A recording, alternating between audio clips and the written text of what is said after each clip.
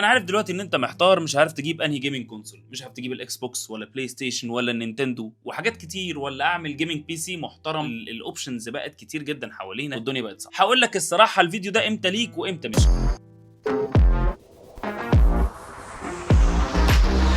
الفيديو ده انا مش هقول فيه اسعار، انا هقول لك ازاي تختار وايه الاوبشن المناسب. هنعمل لعبه كده. انا بصراحه حاولت اكتب سكريبت للفيديو ده، الموضوع صعب جدا من كميه الاوبشنز اللي موجوده حوالينا، فانا ما كتبتش سكريبت. بصوا انا رسمت على التابلت او على الايباد يعني رسمه متخلفه عقليا تحاول تشرح الموضوع قد ايه مريب وصعب. انا بجد مش عارف اعمل ايه، فانا باصص في الرسمه معاكم وهنحاول نتكلم مع بعض. تعالى نسال اول سؤال هيودينا يا يمين يا شمال. هل انت بتفكر تسافر بالجيمنج كونسول ده او هتبقى متعلق بيه بنسبه كبيره؟ يعني مثلا انا نازل اقعد مع صحابي هاخده معايا عشان نلعب مع بعض، او انا مش هسافر بيه غير في الصيف بس، او انا مش عايز اسافر بيه خالص ولا فارق لي سفر بالجيمنج كونسول. عندك 3 اوبشنز، اختار الاوبشن اللي انت رايح له. هنمسك واحد سكه سكه وتعالوا نشوف هتودينا فين. لو انت دلوقتي قلت لي لا انا مش هسافر بالجيمنج كونسول، هننسى بقى كل الهاند هيلد ديفايسز او كل الديفايسز اللي بتتمسك بالايد. خلاص دلوقتي انت قررت خلاص مش هتسافر بيه. عندك 2 اوبشنز. عندك اجهزه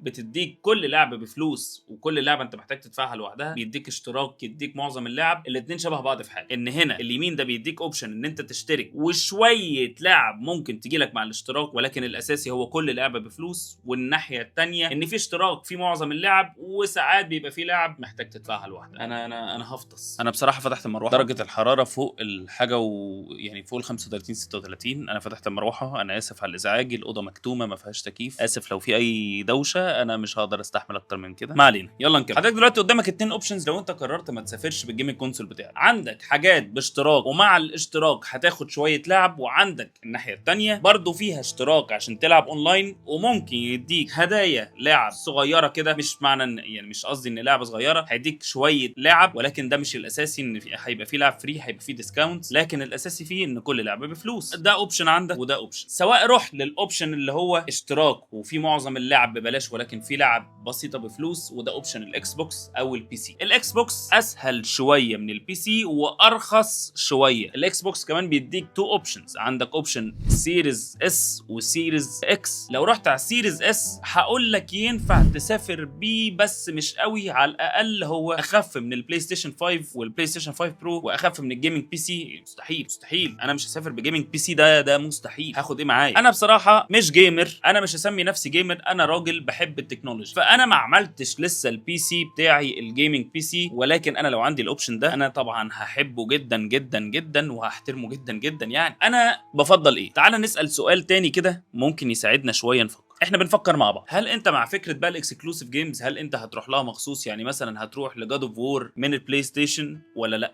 خلي بالكم معظم اللي موجود على الاكس بوكس موجود على الكمبيوتر، بس في حاجات بسيطه موجوده على الكمبيوتر مش موجوده اكس بوكس. يعني زي مثلا عندنا اهو ليج اوف ليجندز، دوتا، ايج اوف امبايرز، في حاجات موجوده كمبيوتر مش موجوده اكس بوكس ولا موجوده بلاي ستيشن، فبرضه فكر. ولكن تكلفه الجيمنج بي سي مش رخيصه تماما. الجيمنج بي سي يعني كلنا نفسنا في جيمنج بي سي محترم، ولكن تكلفه الجيمنج بي سي من اغلى الحاجات. غير بقى لو انت هتجمع تجميعه انت تعرفها غيري قول لي عليها، يمكن في حاجه فعلا انا ما اعرفهاش. ولكن اللي انا اعرفه ان كارت انفيديا واحد محترم، ومش هقول لك الليتست حتى، ممكن يعمل لنا 30 40 الف، فهيجيب 8 كونسول من الكونسولز. لو بنتكلم بس على الجرافيكس كارد النظيف، يعني حاجه هاي اند تستحمل اللعب. لو اكس بوكس هنقارن الاكس بوكس اكس بالبلاي ستيشن 5 والبلاي ستيشن 5 برو. الاس اقل شويه، ممكن نقارنه بالنينتندو الجديد. اسالك سؤال ممكن يدوخك شويه ويودينا الناحيه الثانيه. هل انت من محبي الكاوتش جيمز او الكو-اوب جيمز، او عايز تقعد في قاعده مع اصحابك مع عيلتك تلعبوا مع بعض؟ ده هيودينا في حته تانية خالص، ده هيجيبنا عند النينتندو. انا عارف ان انت هتقول لي ان ده فيه كاوتش جيمز وكو-اوب جيمز وده فيه كو-اوب جيمز. لا يا معلم، بص بقى، النينتندو حريفه كو-اوب جيمز. النينتندو شاطرين قوي ان هم يعملوا لك لعب تتلعب باثنين وثلاثه واربعه وخمسه وسته وتبقى قاعد مبسوط. كفايه ان هم اصلا الاساسي بتاعهم بيجيبوا لك جيم باد بيتقسم، بيطلع منه الجوي كون بيتشال، ده كفايه. وبعدين النينتندو 2 مثلا عندك خلاص بقى فول اتش دي، ولو وصلته على شاشه بيوصل 4K نظيف، مش وحش خالص. ولكن يعتمد على برضو حبك للاكسكلوسيفز، حبك لللوكال جيمز، جيمز او كوب جيمز، ساعتها هقول لك تعالى بقى نشوف النينتندو. بتحب ماريو كارت، لعبه مثلا انا بحبها وطفولت فيها سوبر ماريو كتير، فانا بحب ماريو وبحب النينتندو صراحه. كلام بيني وبينك يعني، لو انت بقى بتجيب لبنتك او لابنك، ولو هم مش سامعيني يعني، والكلام ده للامهات والابهات بس، مش لازم اخر حاجه ومش لازم اغلى حاجه يعني فكروا بعقل برضو. عندكم مثلا حاجه زي الاكس بوكس لايت، ما هو حلو وجميل وهيمشي الليل. لا يا حبايبي لا، مش بكلمكم انتوا، ده ماما وبابا، بكلم ماما وبابا. ما بيفهموا بقى في اللعب، لا خليكم مثلا في حاجه اعلى شويه. ممكن نبص على النينتندو سويتش الاوليد، مش هقول لك السويتش القديم، السويتش الاوليد حلو قوي لو بيفهموا قوي يعني وجيمرز. ممكن نخش بقى نطلع سيك. تعالوا نقسم بقى الكلام اللي احنا قلناه ده. زي ما قلنا كده في الاول، كان عندنا 3 طرق لو احنا مش هنسافر خالص. هنروح ناحيه البي سي والاكس بوكس والبلاي ستيشن، بي اس 5 او بي اس 5 برو، على حسب بي اس 5 ولا بي اس 5 برو دي ترجع لك انت بقى. انت راجل بتفهم بقى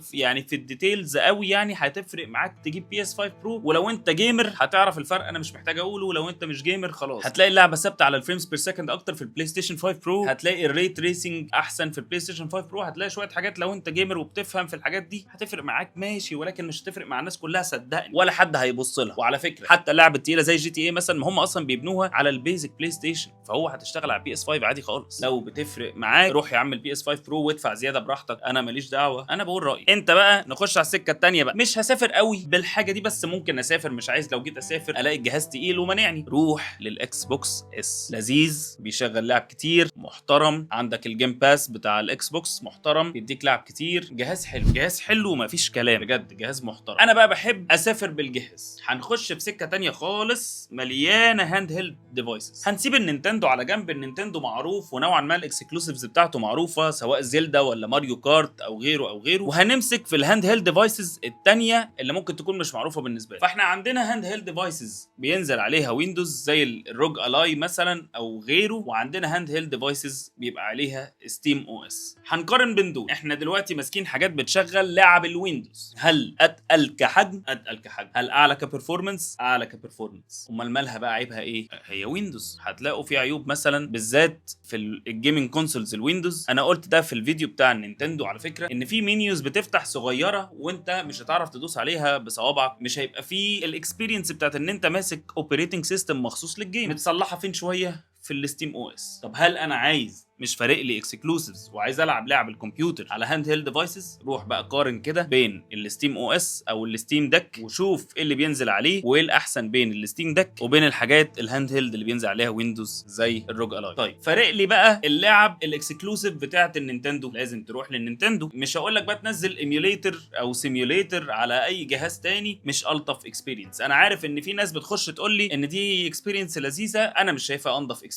انا شايف هات الحاجه بتاعت الحاجه. عايز تلعب لعب نينتندو العب على النينتندو، ولا ايميوليتر ولا سيميوليتر. تاني حاجه بقى، جالي كومنتس كتير على الفيديو بتاع النينتندو، سؤال انا ما كنتش حابه، سبت الاجابه مرتين ولكن في مرات عملت لها هايد، وهي هل ينفع نانلوك الجهاز، او يعني بالعربي كده نعمل له هاك وننزل عليه كل اللعب اللي احنا عايزينها ببلاش. مش هتكلم في حرام وحلال، دي مش بتاعتي خالص ان انا اتكلم فيها. كلنا غلطنا وكلنا بنغلط وبننزل سوفت وير ساعات مضروبه وكل حاجه، ولكن انا سوفت وير ديفلوبر او سوفت وير انجينير، وده بيأذيني في شغلي. يعني انا لو عامل لك ابلكيشن وانت رحت تكركه او تعمل له كراك وتاخده ببلاش وانا تعبان فيه، انا هخسر فلوس. دي شغلانه الديفلوبرز بيكسبوا منها. سيبك ان انت شايف ان دي شركه عملاقه، دي مش عارف ايه، ما هي بتخسر وهتمشي ناس لما تخسر وانت هتأذيهم في اكل عيشهم. انا عارف ان انت ممكن يكون بالنسبه لك الموضوع اعبط من كده، مش عميق قوي كده، لكن صدقني ده مؤذي. خليك في الحاجات الاوريجينال واشتريها، وارجوك بلاش الموضوع ده، وارجوك ما تسيبها ليش في الكومنت. سيب لي اي سؤال في الكومنت هرد عليه، ما تقوليش اهاك مش عارف ايه ازاي، مش هقول لك ومش بتاعتي. هتيجي تقول لي بقى النينتندو فيه حاجات كتير.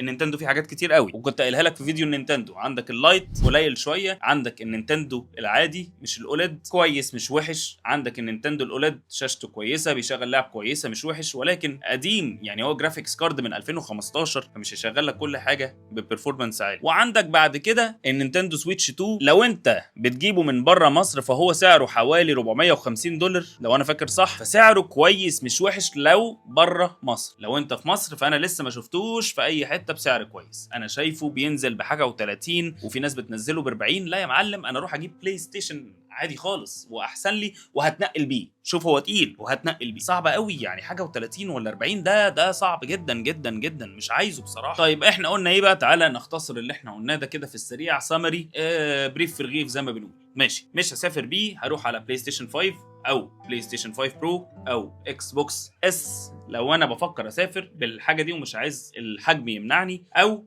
اكس بوكس الاكس سيريز بس ده زي بلاي ستيشن مش خفيف يعني، او لو انا ناوي ادفع وحاجه ابجريدبل بسهوله وهعرف ابجريد فيها اي وقت حاجه جديده تنزل، جيمنج بي سي يا جماعه ما تقارنوش ارجوكم جيمنج بي سي باكس بوكس ولا ببلاي ستيشن، ما ينفعش المقارنه. جيمنج بي سي في ليفل لوحده، في ليفل لوحده، ومفيش جيمر من الجيمرز اللي انتوا بتشوفوهم جامدين قوي هيروح يجيب بلاي ستيشن قصاد جيمنج بي سي مدفوع فيه رقم. بس هي دي الفكره، مدفوع في كام وتقدر تدفع لحد كام. الجيمنج بي سي انا اعرف اعمل جيمنج بي سي 30000 وهعرف اعمل جيمنج بي سي ب 150000، انا بتكلم طبعا مصري، فدي بتاعتك انت، شوف اللي تقدر عليه. طيب لو انا احتمال اسافر بيه، لو فارق معاك الكواليتي، هفضل الاكس بوكس اس على النينتندو، وهفضل الاكس بوكس اس على الستيم ديك وعلى الروج الاي، رغم ان هم كويسين طبعا جدا. طيب انا بقى عايز كو اوب جيمز، والعب بقى مع عيلتي وافك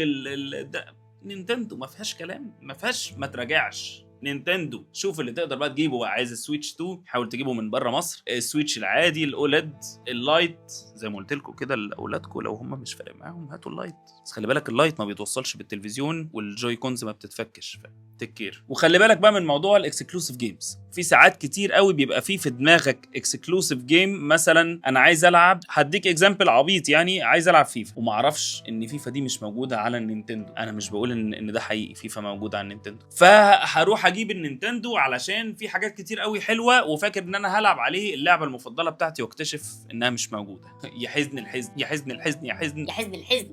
الزرع ده وحش قوي، ده صناعي ده. ما تروحش تجيب اي جهاز جيمنج كونسول وانت مش واثق الاكسكلوسيف جيم اللي انت بتفكر فيها موجود عليه ولا لا. طيب نحط سكورنج للسعر. انا مش همسك حاجه واقول سعرها، تعالوا نحط سكورنج. عندنا كده اول ليفل فوق خالص واعلى سكورز او اغلى اجهزه، التوب جيمنج بي سي خلصانه. بعدها ممكن بقى نخش لابتوب جيمنج، هننزل بعد الجيمنج لابتوب هنحط البلاي ستيشن 5 برو، هننزل تحت ال5 برو هنحط الاكس بوكس الاكس سيريز، وهنحط البلاي ستيشن 5 العادي مع الاكس بوكس اكس والبلاي ستيشن، هتحط الروج الاي والستيم ديك، وعلى حسب انت هتدفع فيهم كام وعلى حسب انت عايز انهي جهاز فيهم. تنزل خطوه كمان هنخش على الاكس بوكس الاس سيريز، تنزل خطوه كمان هتخش على اجهزه النينتندو 2 تقريبا سعره قريب من الاكس بوكس اس، ممكن نعتبره معاه. وبعد كده النينتندو الاولد، بعد كده النينتندو العادي، بعد كده النينتندو اللايت، بعد كده العب على موبايلك، مفيش حاجه تاني خلاص. كنت سائل شات جي بي تي على الكومباريزن بين الحاجات دي، كان بيقول لي ايه؟ البلاي ستيشن 5 محب الحصريات القويه السينمائيه،